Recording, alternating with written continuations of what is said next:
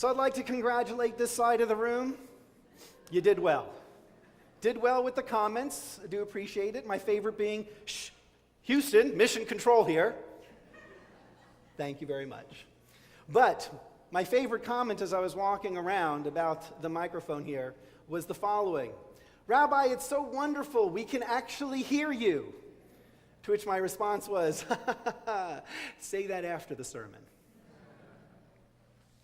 So, this week's Torah portion, Parshat Ba'alotecha, we have the Asasuf, this riffraff, this group of people living on the edge of the Israelite camp who join the Israelites as they leave Egypt. And they begin complaining. They begin carrying on. And they begin saying, and we read about this in the beginning of chapter 11, they begin saying, give us meat. Give us meat. We can't stand this manna thing that you've been feeding us. We want meat. Who will feed us this meat? Their desire was so great for meat that they were crying and weeping and carrying on in a manner that the Torah intonates, as Rabbi Silver taught me, that they were carrying on like they were in mourning because they didn't have any meat. Their desire for meat was so great that it caused them to conjure up what could only be described as an utterly warped memory of Egypt. As they said, when we were in Egypt, we used to eat for free. Yeah, if you call being enslaved, doing hard labor, and having your children killed free, then yes, they were able to eat fish and vegetables and all of these things for free. So overwhelming was their desire for meat that it even shook Moses to the very core of his being, leading him to cry out to God, "What have you done to me? Did I bring this people forth that I could nurse them? And who's going to feed them all of this meat that they desire?" God was so angry at Moses' response that he will in fact diminish Moses' leadership, the spirit that Moses contained within him, and share it with the others that I mentioned in Daniel's Drash. So shaken was he actually questioned God's ability to provide meat after all that he had seen God do for the Israelites. That is how great their desire was. In fact, it goes one step further.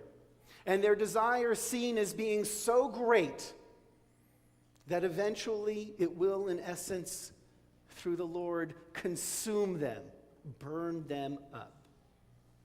Now, my friends, this is not the first time that meat has been involved in a story, in a narrative within our tradition with a, shall we say, less than positive connotation to it. Let me take you back to Genesis chapter 1, verse 29. At this point in time in the story, as the Torah is describing the unfolding of creation, humanity has now been created. They have been created in God's image. And in chapter 1 of Genesis, God will say explicitly to humanity, from the fruit-bearing trees, or the seed-bearing trees and seed-bearing bushes and grains of the earth you may eat. In other words, according to Genesis chapter 1, in the vision of the Torah, humanity was meant to be vegetarians. Did I mention you might not want to actually hear this sermon? In its first formulation, when the Torah conceives of humanity in Gan Eden, black and white letter law, if you will, they are vegetarians. But over time, God will see the propensity of human beings towards violence. God will see the propensity of human beings towards meat. And in chapter 9 of the book of Genesis, God will make a compromise. And it's only at that point in time, in the vision of Torah, that humanity is given the explicit permission to eat the meat of another animal that they kill. But with the following proviso: they may not eat or consume its blood, for the blood was considered to be its life force. From this perspective, and I'm not suggesting, by the way, that the Torah is arguing for how human beings evolved from a scientific perspective. The Torah's perspective is a perspective of who the Torah thinks we can be.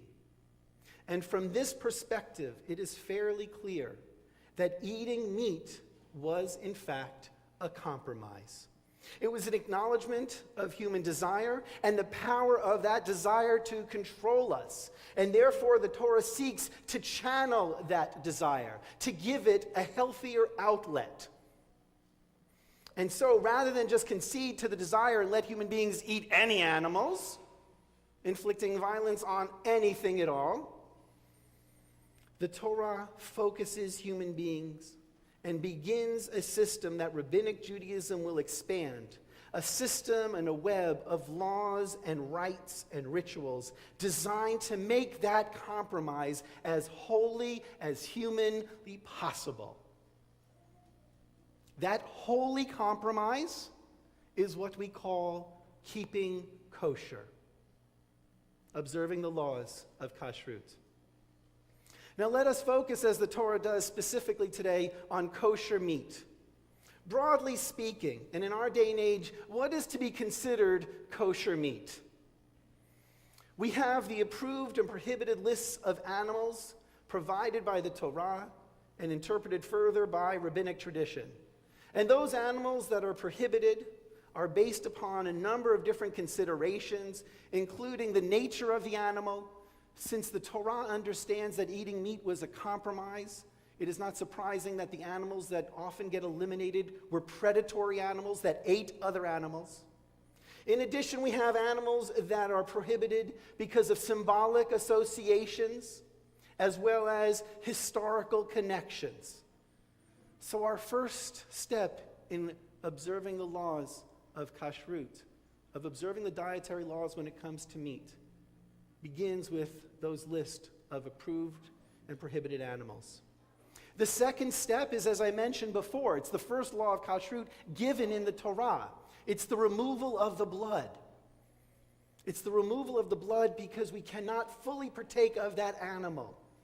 Killing it, as I said, as a compromise, taking of its blood, is seen as wholly absorbing its life into us.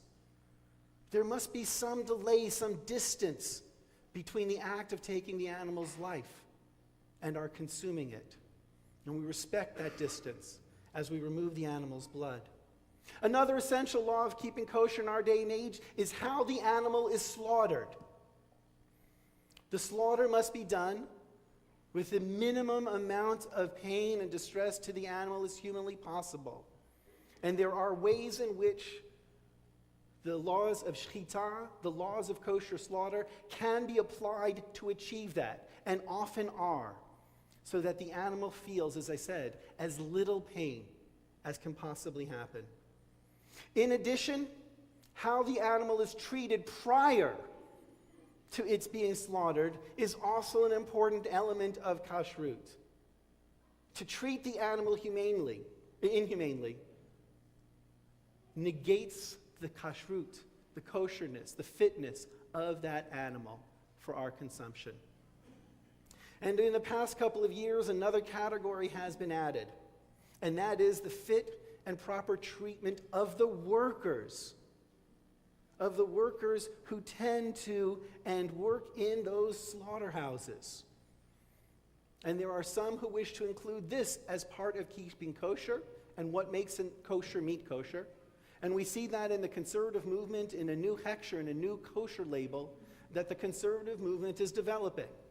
Now, I will tell you for myself, I'm kind of on the fence on this one. if only because Jewish tradition has all sorts of labor laws that deal with the fair and ethical treatment of workers that could easily be applied in this situation. These 5 steps, the approved animals, the removal of blood, the humane slaughter, the humane treatment prior to slaughter, and if one wishes to include it, the fair treatment of the workers, give us broad outlines of what kosher meat can and should be for us in our day and age. Now, I also understand that over the past couple of years, there have been a number of scandals involving a number of kosher butchers, a number of kosher slaughterhouses, agri-processors being most prominent among them, but by no means the only one. And these should trouble us deeply and concern us greatly. And they have, and the community has responded. But it also raises the question as to how do we look upon pasture-raised, grain-fed, and range-free animals? Are these kosher? To which my answer is this: I am sympathetic to people who wish to eat in an ethical way and therefore seek meat that is raised in these conditions, even if it's not done under the supervision of a rabbi. I'm sympathetic to that because I do not believe that religion is an all-or-nothing affair. And therefore, I believe that people who are seeking to consume the resources of this world ethically have that as an option. But it's still not 100% kosher, and we need to be willing to acknowledge that as well. It's still not 100% kosher, primarily because of the issue of the removal of the blood, which is an essential step of keeping kosher. And in fact, in acknowledgement of that, there are a number of farms now that do just this: pasture-raised animals, grain-fed, range-free, and also under rabbinic supervision. Quite a standard to uphold. My friends, I bring forth this notion of eating kosher meat for the following reason. It is essential that we consider not only the food on our plate, but how the food got to our plate. Being a holy people does not mean just that we treat one another well, but it means that we engage in ethical questions about how it is that we sustain ourselves.